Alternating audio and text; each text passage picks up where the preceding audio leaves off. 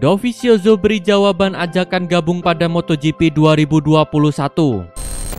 Pembalap Ducati, Andrea Dovizioso, angkat bicara mengenai rumor yang mengaitkannya dengan Aprilia pada bursa pembalap MotoGP. Andrea Dovizioso menjadi salah satu sorotan menjelang balapan MotoGP Styria 2020 di sirkuit Red Bull Ring Austria. Selain karena dijagokan untuk menjadi pemenang, Andrea Dovizioso menjadi bahan gunjingan karena masa depannya yang belum jelas di MotoGP 2021. Seperti yang diberitakan sebelumnya, Dovizioso bakal meninggalkan Ducati setelah kontraknya habis pada akhir musim ini. Dovizioso sudah membuat keputusan untuk tidak memperpanjang kontrak bersama pabrikan yang dibelanya sejak 2013 tersebut. Keputusan Andrea Dovizioso terbilang nekat karena tidak banyak kursi tersisa untuk musim depan. Susunan pembalap KTM, Suzuki, Yamaha, dan Honda hampir penuh baik di tim pabrikan maupun tim satelit. Satu-satunya tim pabrikan yang masih memiliki posisi kosong adalah Aprilia. Aprilia masih belum memutuskan partner Alex Espargaro pada musim 2021. Pembalap tim Noales sekarang, Andrea Iannone, terancam pensiun dini karena tersandung kasus doping pada akhir musim lalu. Di sisi lain, Alex Espargaro rupanya antusias dengan wacana kepindahan Dovizioso ke timnya musim depan. Alex Espargaro memang sejak lama mengagumi sosok Dovizioso karena keberhasilannya mengangkat performa Ducati di MotoGP. Dovizioso merasa tersanjung dengan tawaran Espargaro. Meski begitu, Dovizioso enggan berbicara terlalu detail mengenai masa depannya. Saya belum bisa mengatakan apapun tentang masa depan saya selanjutnya. Senang mendengarnya, Alex Espargaro menginginkan saya menjadi bagian dari Aprilia, terutama ketika pembalap lain mengekspresikan dirinya secara positif. Itu bagus, kata Andrea Dovizioso. Marc Marquez resmi absen 2-3 bulan dari MotoGP. Tim Repsol Honda memastikan Marc Marquez akan fokus pada pemulihan cedera lengan dan akan absen dari balapan MotoGP dalam 2-3 bulan. Langkah tersebut diambil setelah Marquez dan Honda Racing Corporation berkonsultasi dengan beberapa spesialis terkait cedera humerus di lengan kanan sang pembalap. Semua pihak telah memastikan perubahan pada rencana proses pemulihan yang diperkirakan akan membutuhkan waktu 2 hingga 3 bulan sebelum Marc bisa kembali mengendarai RC213V. Ada banyak pembicaraan soal pemulihan Marc dan berbagai tenggat waktu. Tetapi dari hari pertama setelah operasi kedua, kami katakan bahwa satu-satunya tujuan yang ada adalah agar dia bisa 100%. Kami tidak ingin terburu-buru. Begitu Marc berada dalam posisi untuk kembali dan bersaing di level yang dia tahu, maka kami akan memikirkan tujuan selanjutnya, kata Alberto Puig. Marc Marquez mengalami kecelakaan pada seri pembuka MotoGP 2020 yang berlangsung di sirkuit Jerez. Setelah MotoGP Spanyol itu, Marquez menjalani operasi dan sempat kembali ke sirkuit Jerez untuk mengikuti rangkaian persiapan jelang MotoGP Andalusia yang hanya berselang sepekan dari seri perdana. Marc Marquez pun sempat menjalani operasi kedua karena kerusakan plat yang ditanam di lengan kanan dan masih belum bisa tampil pada seri keempat di MotoGP Ceko, sehingga posisinya di tim Repsol Honda digantikan oleh Steven Bridle.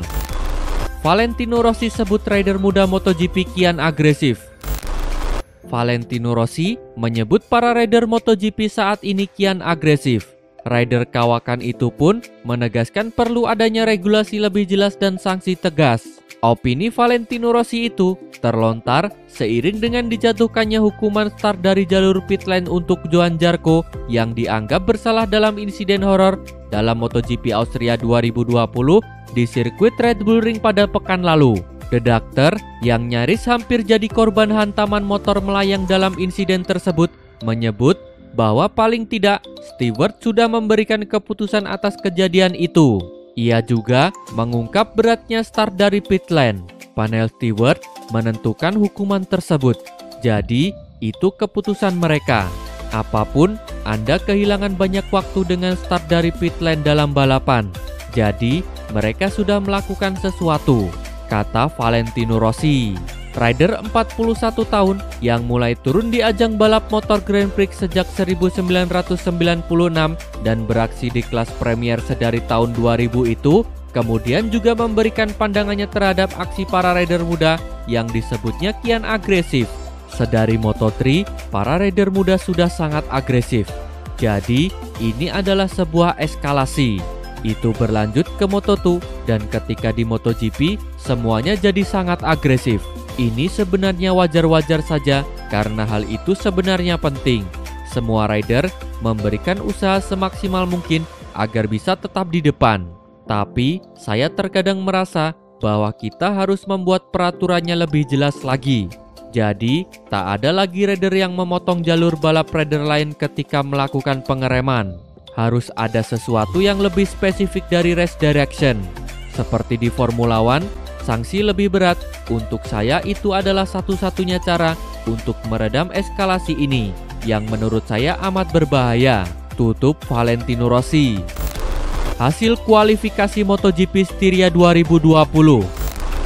Balapan kualifikasi MotoGP Styria 2020 telah berakhir pada Sabtu hari kemarin. Dari hasil kualifikasi itu, ada kejutan yang terjadi dikarenakan pembalap yang berhasil mencatatkan waktu tercepat adalah Pol Espargaro. Rider KTM Red Bull itu berhasil menjadi yang tercepat di sesi kualifikasi MotoGP Styria 2020. Tentunya, itu adalah pole position pertama Pol Espargaro di kelas MotoGP, sekaligus yang pertama bagi KTM di ajang balapan tersebut. Keberhasilan Pol Espargaro untuk menjadi yang tercepat di sesi kualifikasi pun sebenarnya bukan hal yang mengagetkan. Sebab, sejak sesi latihan bebas berlangsung, Pol memang sudah tampil sangat baik. Bahkan, di sesi latihan bebas kedua, Pol mampu jadi yang tercepat juga. Apa yang dilakukan Pol itu lantas semakin membuktikan kebangkitan dari KTM. Tim pabrikan asal Austria itu kini tampaknya benar-benar dapat bersaing dengan para pembalap jajaran terdepannya. Lalu, di urutan kedua ada Takaki Nakagami, rider asal Jepang itu pun tak kalah mengejutkannya karena mampu berada di posisi kedua saat kualifikasi berlangsung. Bahkan, pembalap LCR Honda tersebut hampir saja merebut pole position jika saja tak di lap terakhirnya Nakagami tidak melewati batas trek. Catatan waktunya pun hangus dan harus puas mengawali balapan MotoGP Styria 2020 pada Minggu 22 Agustus nanti dari urutan kedua. Lalu, kejutan juga datang dari peringkat ketiga yang diisi oleh Johan Zarco. Rider Reale Avintia itu mampu tampil cepat dan merebut posisi ketiga. Sayangnya, pada saat balapan berlangsung, Zarco tetap harus mengawali balapan dari posisi pit lane karena terkena hukuman usai terlibat insiden maut dengan Franco Morbidelli di MotoGP Austria 2020. Berikut hasil lengkap kualifikasi balapan MotoGP Styria 2020.